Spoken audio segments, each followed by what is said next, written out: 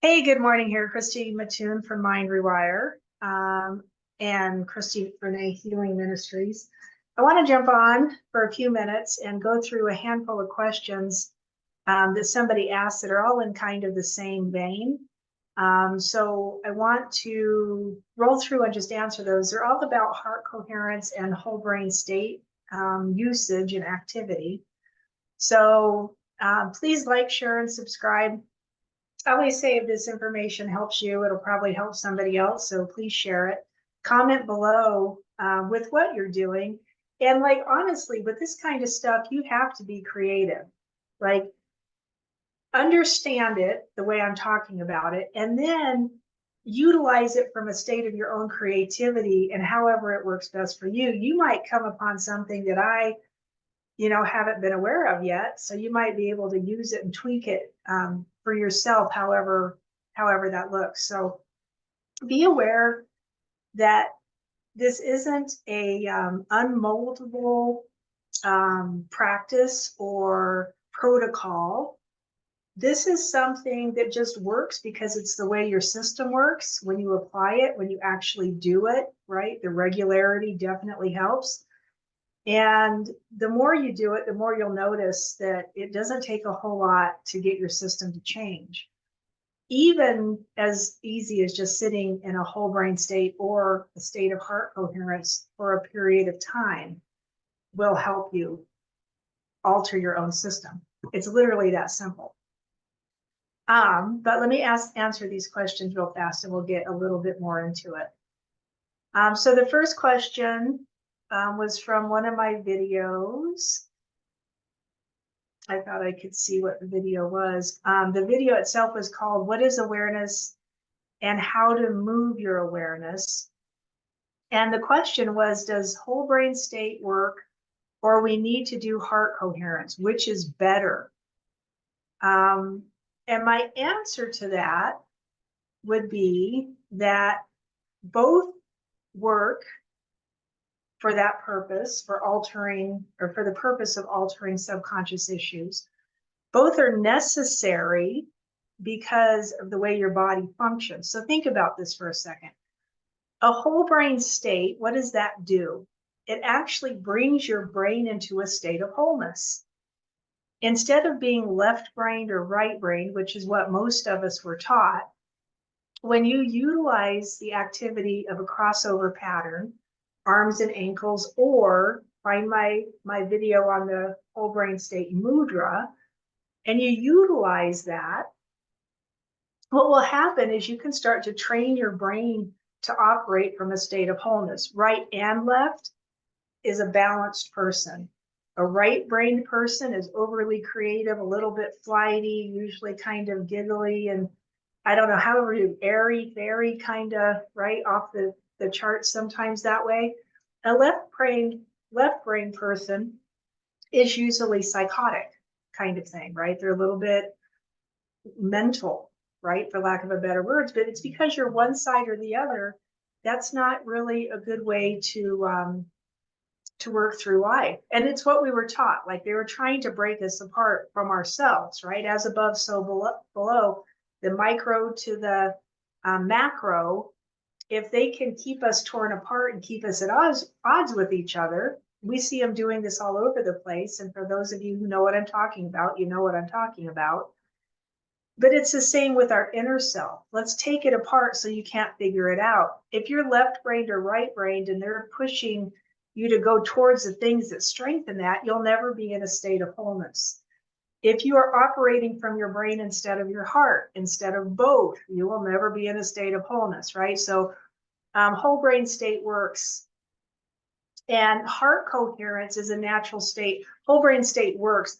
Whole brain state you should be in naturally. That should be an all the time thing. Heart coherence works when I'm awareness in my heart, but I also believe that should be natural.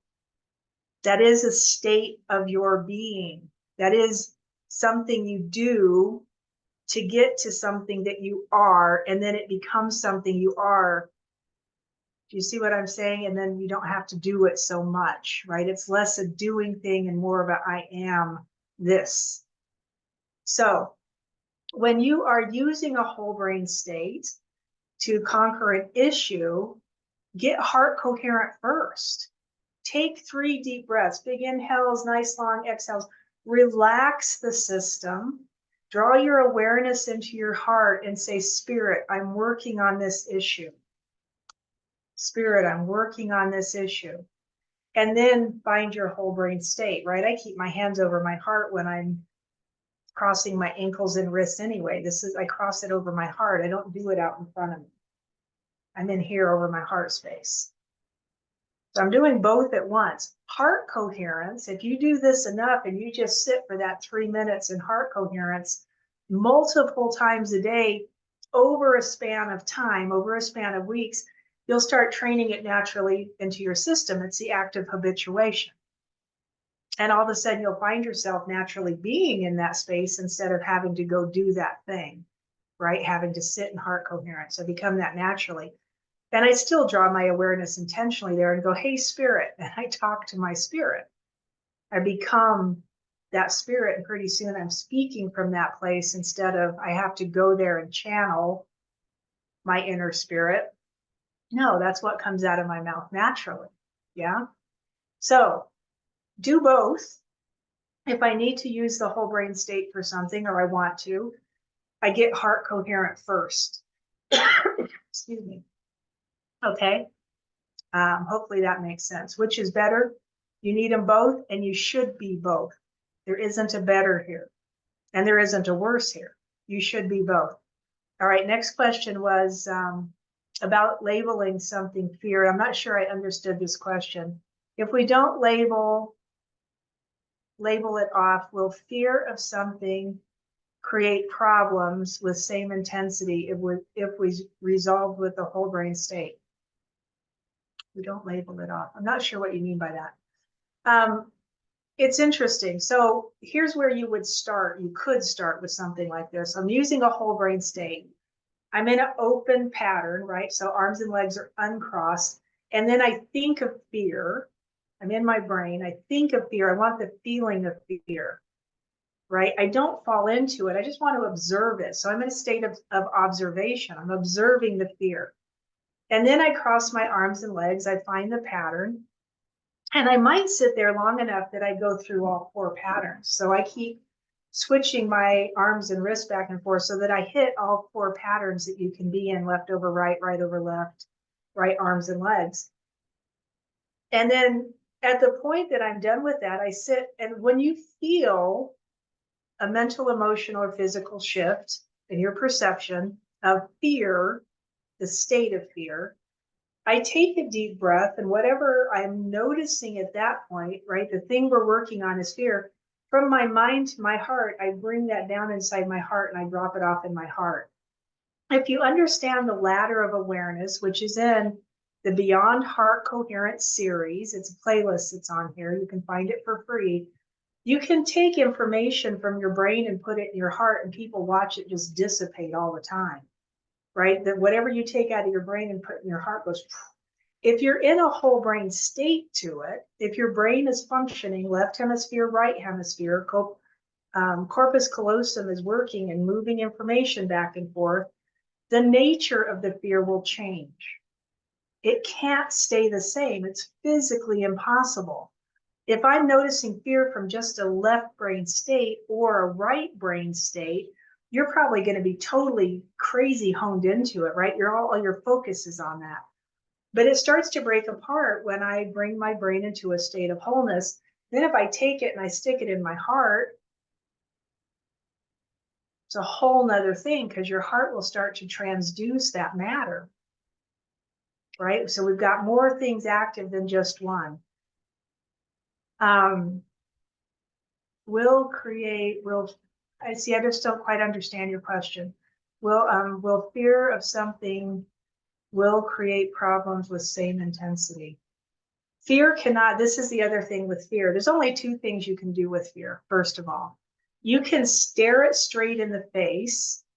Actually, let's say there's 3 things you can do with fear. You can stare it straight in the face. You can go straight through it. which is actually a really good thing to do because then you'll never be afraid of whatever you were afraid of again. You can come out above it and observe it and watch it and notice it, or you can turn around and run from it. Right? 3 things you can do with fear: turn around and run, come out above it, observe it, watch it. It will start to pull itself apart. It won't look the same if you're observing it. Or you can drive straight through it and totally change the nature of it as fast as you're willing to run through it. Does that make sense? If you're coherent, heart, brain, and gut, when you're doing any of those activities, it will be better. The fear itself, the nature of fear will, you said the word resolve. It can resolve, it can alter, your perception of it will be different. It just won't be the same. I hope that helped. The next question is, another one I'm not sure. I'd have to listen to that video to see what you're talking about. Am I talking about thoughts that come into mind? That's the only place thoughts come in, is the mind. Mind and brain are different. Brain is in your head. Mind is the field around you. Yeah. So, are you talking about thoughts that come into your mind? I'm not sure what you're asking there. All right. The last question here is, does a whole brain state remove stressor or only lessen it? It can totally remove it. So can being in heart coherence. This comes from a question on the video that's called when to do, or what to do when the derogatory thoughts happen and we turn negative. Does a whole brain state remove stressor or only lessen it? It can do both. It depends on the intensity that you work at it, and if you let yourself sit there through the whole thing. If I'm using a whole brain state and I stay there long enough noticing the thing, it will keep coming apart until I can't find it anymore. And then what I tend to do is I'll go back and look for it again. What did the stressor feel like? Do it by feeling and do it by thought. What are my thoughts on it? If the thought comes back up and you go back into it, sit there and hold it, keep your awareness on it, keep your focus on it until it totally pulls apart. And we're literally talking about the brain plasticity here, right? The neural loops that are created will start to come apart, the neuron and the protein, right? So the synapse happens slower because it's coming apart. It can't happen as fast. So the stressor doesn't come up as quickly into the system. So it can totally remove it. Or if you don't do it long enough, if you don't sit there and work through it long enough, it'll only lessen it, right? Which is still not a bad thing. Come at it again. One and done is never it. I hate to tell people this. There is no magic pill, and one and done is never it. There is no magic pill, and one and done is never it. Sometimes you have to come back at it multiple times. You'll come back to it, notice the stress, come at it from the state of thought. What are my thoughts to it? And a state of feeling. What does it feel like? And every time the feeling changes, do it again.